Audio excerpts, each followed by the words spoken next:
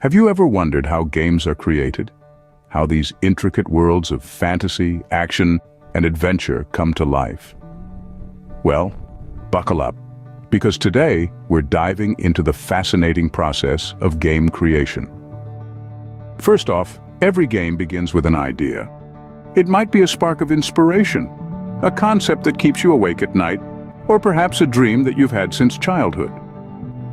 The idea is then fleshed out into a full-fledged game concept, which includes the game's genre, the main mechanics, and the overall objective.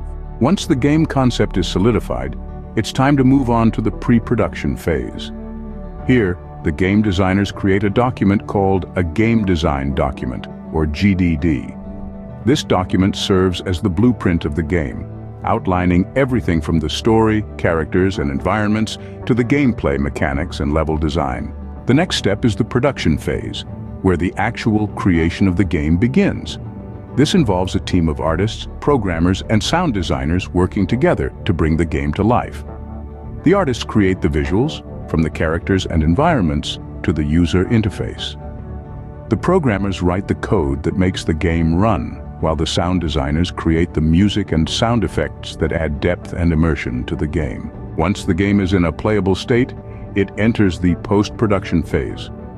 Here the game undergoes rigorous testing to identify and fix any bugs or glitches. It's also where the game is polished, with tweaks and refinements made to improve the gameplay and visuals. Finally, once the game is polished and bug-free, it's ready to be launched and shared with the world.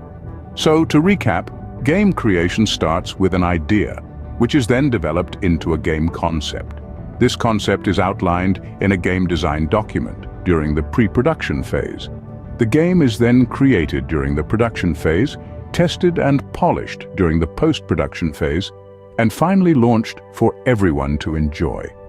Creating a game is a complex process that requires creativity, technical skill, and a whole lot of passion. But the result? A game that brings joy and excitement to people all over the world makes it all worth it. So the next time you're lost in a digital world of adventure or battling it out in a virtual arena, take a moment to appreciate the hard work and creativity that went into creating that game. And who knows, maybe one day you'll be the one creating the games that captivate the world.